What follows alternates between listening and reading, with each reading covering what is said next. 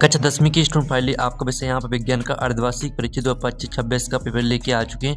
आप लोग बहुत सारे यहाँ पर कमेंट रहे थे कि विज्ञान विषय का पेपर लाओ, तो फाइनली आपका विज्ञान विषय का पेपर आ चुका है। और साथ ही इस वीडियो में हम आपका पूरा संपूर्ण उत्तर सही पेपर कंप्लीट कराएंगे। और साथ ही आपको बता दें, हम आपके लिए यहाँ पर 4 बजे रात को वीडियो बना रहे हैं, क्योंकि जो आपका विज्ञान विषय का पेपर वो आ चुका है। तो पेपर देने से पहले आपको इसको पूरा याद करना है, ठीक है। और साथ ही हम आपको संपूर्ण उत्तर सहित पूरा पेपर कराएंगे। साथ ही इस वीडियो को आप अपने दोस्तों तक शेयर कर दीजिए, जिससे वो भी यहाँ पर विज्ञान विषय पेपर में 75 नंबर लेके आ सके।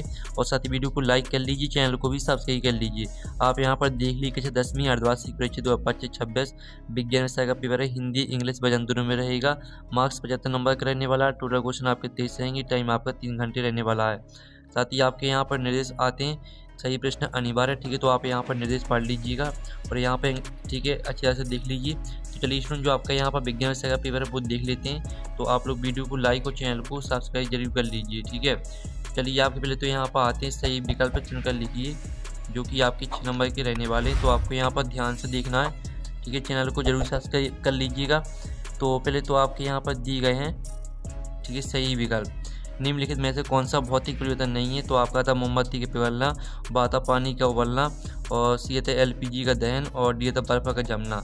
तो आपका इसका राइट आंसर आपको हो जाएगा एलपीजी का दहन, ठीक है। तो आपको यहाँ पर अच्छे से याद करते जाना है। फिर आपका दूसरा था कोई विलन लाल लिटमस को नीला कर देता है, इसका पीएच शब्द क्या होगा?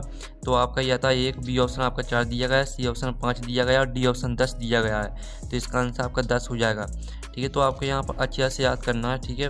फिर आप यहाँ पर देख लीजिए, मानव शरीर में मास्टर ग्रंथि किसे कहा जाता है? तो आपका ए था थायराइड ग्रंथि, बी था पीयूष ग्रंथि, और सी था अधिव्रत ग्रंथि, और डी था अग्न्याशय। तो इसका आंसर आपका पीयूष ग्रंथि हो जाएगा। फिर आपका चौथा आता है समतल दर्पण द्वारा बना प्रतिबिंब सदैव होता है। तो ए ऑप्शन दिया गया आभासी और सीधा, और बी था वास्तविक और उल्टा, सी था वास्तविक और सीधा, डी ऑप्शन आता आभासी उल्टा। तो इसका आंसर आपका समतल दर्पण द्वारा बना प्रतिबिंब सदैव होता है, तो आभासी और सीधा हो जाएगा। फिर 5वां था विद्युत धारा का ऐसी मात्रक क्या है? तो आपका यह था वोल्ट, बी ऑप्शन ओम दिया गया, सी ऑप्शन एम्पियर, और डी ऑप्शन कूलाम दिया गया है। तो विद्युत धारा का जो ऐसा ही मात्रक होता है वो आपका एम्पियर हो जाएगा। फिर आपका 6वां आता है ओजोन परत के अवक्षय के लिए मुख्य रूप से कौन सा रसायन जिम्मेदार है? तो इसका आंसर आपका क्लोरोफ्लोरोकार्बन हो जाएगा। इस तरह से जो आपके सही विकल्प 6 नंबर वो कंप्लीट हो जाते हैं। आपने अच्छे से याद कर लिए होंगे। और साथ ही आप इंग्लिश मीडियम के स्टूडेंट देख लीजिए, पहले का आपका सी राइट आंसर रहेगा, और दूसरे का आपका यहाँ पर डी राइट आंसर हो जाएगा, और तीसरे का आपका यहाँ बी राइट आंसर रहने वाला है, ठीक है। और जो चौथा आपका यहाँ पर दिया गया है, चौथे का आपका ए राइट आंसर हो जाएगा। और जो 5वां दिया गया है, तो 5वें का आपका सी राइट आंसर रहने वाला है, और आपका 6वें का बी राइट आंसर यहाँ पर हो जाएगा। फिर यहाँ प्रश्न 2 आता है रिक्त स्थान की पूर्ति कीजिए, जो कि आपके 6 नंबर के रहने वाले रिक्त स्थान, ठीक है। तो आपको यहाँ पर ध्यान से देखना है। तो वसा युक्त खाद्य सामग्री को विकृत गंधिता से बचाने के लिए उनमें डॉट गैस मिलाई जाती है। तो उनमें नाइट्रोजन गैस मिलाई जाती है, ठीक है। तो इसका आंसर आपका यहाँ पर नाइट्रोजन हो जाएगा। और फिर आपका था बेरासायनिक अभिक्रियाएं जिनमें ऊष्मा उत्सर्जित होती है, डॉट अभिक्रियाएं कहलाती हैं। तो बेरासायनिक अभिक्रियाएं जिनमें ऊष्मा उत्सर्जित होती है ऊष्माक्षेपी अभिक्रियाएं कहलाती हैं, ठीक है। ऊष्माक्षेपी आपका इसका राइट आंसर हो जाएगा। फिर आपका आता तीसरा आता 2 तंत्रिका कोशिकाओं के मध्य खाली स्थान को सिनेप्स कहते हैं। तो तीसरे रिक्त स्थान का आंसर आपका सिनेप्स हो जाएगा। फिर आपका चौथा आता CnH2n, ठीक है। CnH2n समान सूत्र डॉट का है। तो यहाँ पर CnH2n जो समान सूत्र है वो है आपका एल्कीन का, एल्कीन आपका इसका राइट आंसर हो जाएगा। फिर आपका आता है यहाँ पर देख लीजिए विद्युत ऊर्जा का व्यापारिक मात्रक। तो विद्युत ऊर्जा का जो व्यापारिक मात्रक है वो है आपका कितना, ठीक है, किलोवाट घंटा। जो आपका यहाँ विद्युत ऊर्जा का व्यापारिक मात्रक रहेगा वो आपका किलोवाट घंटा हो जाएगा। और साथ ही आपका 6वां आता आर श्रृंखला में ऊर्जा का प्रभाव सदैव एक दिशीय होता है, ठीक है, एक दिशीय, ठीक है। आप यहाँ पर देख लीजिए एक दिशीय। इस तरह से आपके जो रेगिस्तान है वो कंप्लीट हो जाते हैं। आपने अच्छे से याद कर लिए होंगे। और साथ ही यहाँ पर इंग्लिश से मीडियम के स्टूडेंट भी देख सकते हैं। अब प्रश्न 3 आता 7 का चयन करके लिखी, जो कि 6 नंबर के रहने वाले हैं। तो पहला था सोडियम Na को केरोसिन में डुबा कर रखा जाता है। तो पहला आपका 7 रहने वाला है। दूसरा आता है जिप्सम को गर्म करने पर प्लास्टर ऑफ पेरिस बनता है। तो दूसरा आपका 7 हो जाएगा, ठीक है। इस तरह से आपके यहाँ पर जो 7 है 2 7 हमने आपकी करवा दिए हैं। चलिए आपके यहाँ पर तीसरा सत्ता हमें यहाँ पर देख लेते हैं। तो तीसरा सत्ता आपके यहाँ पर दिया गया मानव में शुक्राणु कर्णवार भेषण में होता है, तो ये आपका सत्य रहने वाला है तीसरा। फिर जो आपका चौथा आता आँख के रंगीन भाग को रेटिना कहते हैं, तो जो आपके यहाँ पर चौथा रहने वाला है वो असत्य हो जाएगा। ठीक है, चौथा आपका असत्य रहेगा। और पाँचवा आता डायनेमो का जनित यांत्रिक ऊर्जा को विद्युत ऊर्जा में बदलता है, तो पाँचवा आपका असत्य रहेगा। और जो छठवां आता ओजोन परत पराबैंगनी विकिरण से सुरक्षा प्रदान करती है, तो आपका यह सत्य हो जाएगा। ठीक है, इस तरह से जो आपके सत्य असत्य वो कंप्लीट हो जाते हैं। आपने अच्छे से याद कर लिए होंगे। और साथ ही यहाँ पे इंग्लिश मीडियम के स्टूडेंट भी देख लीजिए। प्रश्न 4 आता है सही जुड़ी बनाइए, जो कि 6 नंबर की रहने वाली हैं। तो स्तंभ अवयव में आपकी यहाँ पर सही जुड़ी दी गई है। पहले यदि पीतल, तो पीतल को आपको मिश्र धातु से मैच कर देना है। ठीक है, पहली आपको मिश्र धातु से मैच कर देना है। फिर दूसरी आती है HNO3, तो इसको आपको अम्ल वर्षा से मैच कर देना है। और जो आपकी तीसरी आती है न्यूरॉन को आपको तंत्र की इकाई से मैच कर देना है। और चौथी आती है मेंडल को आपको अनुवांशिकी जनक से मैच कर देना है। पाँचवीं आती है विद्युत ऊर्जा, तो इसको आपको जूल से मैच कर देना है। और जो छठवीं आती है स्नेल का नियम, तो इसको आपको प्रकाश का परावर्तन से मैच कर देना है। इस तरह से जो आपकी सही जुड़ी वो कंप्लीट हो जाती हैं। साथ ही हमने नंबर लिख दिए कौन में कौन सी मैच करनी, तो आप यहाँ पर देख लीजिए। और यहाँ पे इंग्लिश मीडियम के स्टूडेंट भी देख सकते हैं। प्रश्न 5 आता है एक शतवाक्य में उत्तर दीजिए, जो कि 6 नंबर के रहने वाले हैं। तो पहला दिया गया लोहे पर जंग लगना किस प्रकार की अभिक्रिया है, तो यहाँ पर लोहे पर जंग लगना आपकी संचरण अभिक्रिया है। ठीक है, संचरण आपका इसका राइट आंसर हो जाएगा। फिर दूसरा था सिरके में कौन सा अम्ल उपस्थित होता है, तो सिरके में होता है आपका यहाँ पर कौन सा अम्ल है। ठीक है, आपका यहाँ पर सिरके में होता है एसिटिक अम्ल। ठीक है, एसिटिक अम्ल। और जो आपका तीसरा आता है उस हार्मोन का नाम बताइए जो पौधों में वृद्धि को रोकता है, तो इसका आंसर आपका एब्सिसिक अम्ल हो जाएगा। ठीक है, एब्सिसिक अम्ल। और साथ ही आप यहाँ पर देख लीजिए लेंस की क्षमता का ऐसी मात्रा क्या है, तो लेंस की क्षमता का ऐसी मात्रा क्या आपका डायोप्टर। और जो आता है प्रतिरोध का मात्रा क्या है, तो प्रतिरोध का मात्रा का आपका ओम हो जाएगा। फिर जो आपका 6वां आता है ऐसे 2 अजैव निम्नीकरणीय पदार्थों के नाम लिखना है आपको, तो इसका आंसर आपका प्लास्टिक है। ठीक है, और प्लास्टिक और कांच हो जाएगा। इस तरह से जो आपके एक शतवाक्य में उत्तर हैं वो कंप्लीट हो जाते हैं। आपने अच्छे से याद कर लिए होंगे। साथ ही यहाँ पे इंग्लिश मीडियम के स्टूडेंट देख लीजिए। अब प्रश्न 6 आता संतुलित रासायनिक समीकरण क्या है, रासायनिक समीकरण को संतुलित करना क्यों आवश्यक है, और अथवा विभाजन अभिक्रिया को परिभाषित कीजिए, एक उदाहरण भी दीजिए। चलिए इनके जो उत्तर है वो हम यहाँ पर देख लेते हैं। तो ये आपका 6वें प्रश्न का आंसर रहने वाला है। एक संतुलित रासायनिक समीकरण वह होता है जिसमें अभिकारक उत्पाद दोनों पक्षों में प्रत्येक तत्व की प्राणिक संख्या समान होती है। ठीक है, और ना ही बिना से यहाँ तक याद कर लेना है। और साथ ही आपकी जो विभाजन अभिक्रिया इसका उत्तर भी आप यहाँ पर देख लीजिए। फिर आपके यहाँ पर देख लेते हैं ऊष्मक्षेपी और ऊष्मशोषी अभिक्रियाओं से आप क्या समझते हैं, उदाहरण दीजिए। अथवा जब लोहे की कील को कॉपर सल्फेट की विलयन में डुबाया जाता है तो विलयन का रंग क्यों बदल जाता है। ठीक है, इसका उत्तर भी हम यहाँ पर देख लेते हैं। तो ये आपका यहाँ पर 7वें प्रश्न का उत्तर रहने वाला है। पहले आप ऊष्मक्षेपी अभिक्रिया देख लीजिए, फिर ऊष्मशोषी अभिक्रिया देख लीजिए। ठीक है, फिर इसके बाद अथवा वाले का आंसर देख लीजिए। ये आपका अथवा वाले का आंसर दिया गया है, तो जल्दी से आप स्क्रीनशॉट ले लीजिए। फिर आपके यहाँ पर आता है, ठीक है, यहाँ पर 8वां सोडियम को केरोसिन तेल में डुबाकर क्यों रखा जाता है, अथवा जंग लगने के लिए कौन सी 2 शर्तें आवश्यक हैं।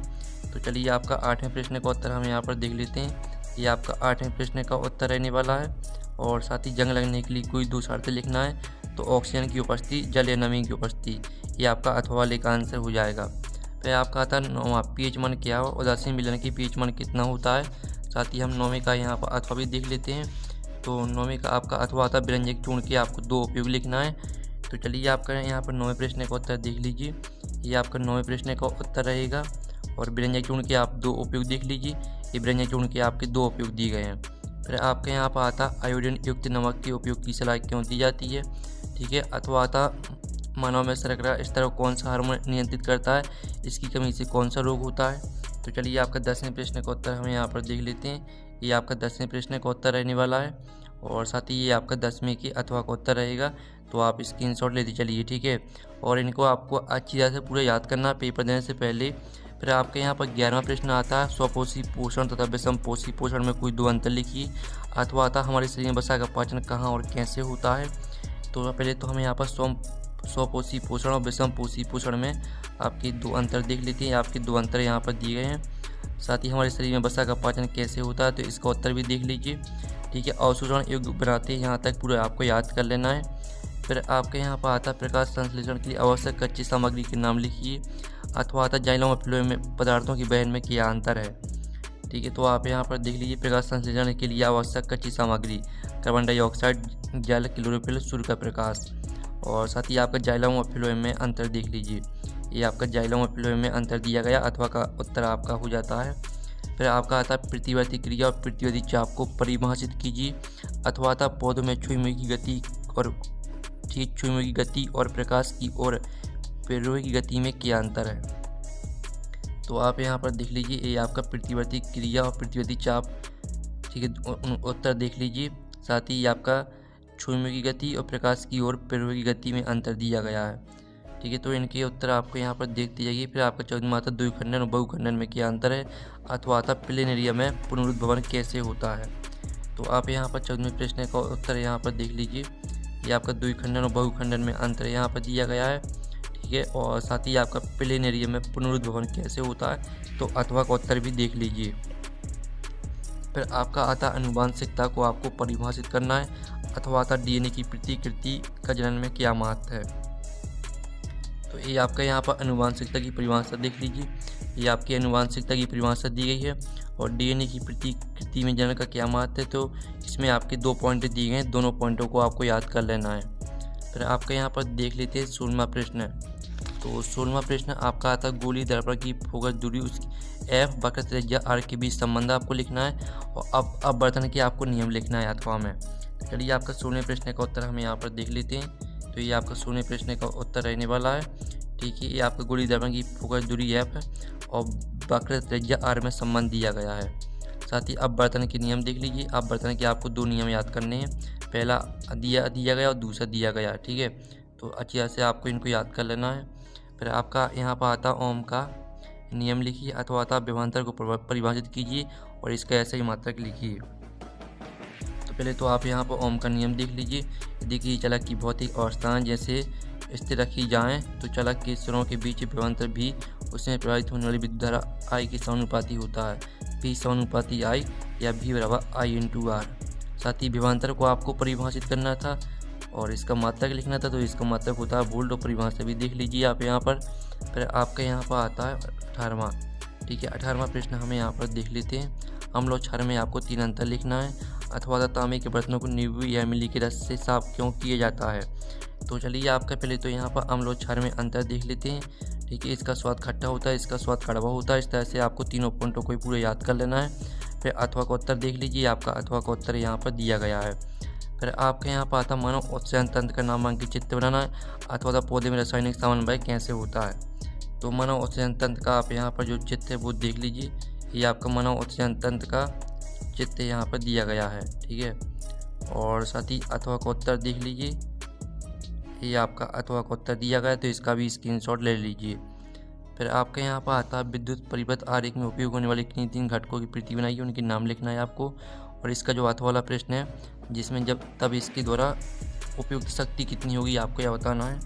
ठीक है, तो अब 20वें प्रश्न में आपको आरेख बनाना है। ठीक है, तो इस तरह से बनाना है आपको आरेख। इनका स्क्रीनशॉट आप ले लीजिए। इसके बाद आप अथवा का उत्तर देख लीजिए। तो जो आपकी ठीक है 110 वाट ठीक है वोल्ट पर उपयुक्त शक्ति 25 वाट होगी। ये आपका अथवा का उत्तर रहने वाला है, तो स्क्रीनशॉट आप यहाँ पर ले सकते हैं। फिर आपके यहाँ पर आता है 21वें मेंडल के प्रभाविता के नियम को समझाना है, अथवा आता लिंग निर्धारण किया है। मानव में लिंग निर्धारण प्रक्रिया को आरेख द्वारा समझाइए। तो आपके यहाँ पर 21वें प्रश्न का उत्तर हम यहाँ पर देख लेते हैं। तो आप यहाँ पर देख लीजिए। ये आपका 21वें प्रश्न का उत्तर रहने वाला है, तो इसका स्क्रीनशॉट ले लीजिए।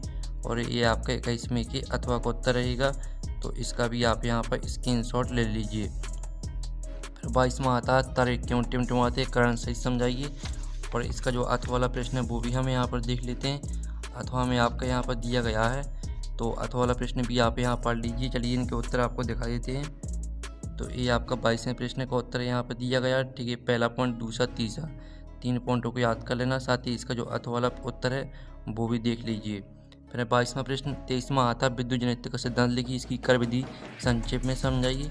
और अथवा वाला प्रश्न भी आप यहाँ पर देख लीजिए। चलिए हम इनके उत्तर आपको दिखा देते हैं। तो ये आपका 23वें प्रश्न का उत्तर रहने वाला है, इसका स्क्रीनशॉट ले लीजिए। और ये आपका 23वें के अथवा का उत्तर रहेगा, तो इसका भी स्क्रीनशॉट ले लीजिए। इस तरह से जो आपका विज्ञान विषय का पेपर वो कंप्लीट हो जाता है और पीडीएफ मिल जाएगा आपको टेलीग्राम में, और सॉल्यूशन का पीडीएफ भी आपको टेलीग्राम में मिल जाएगा।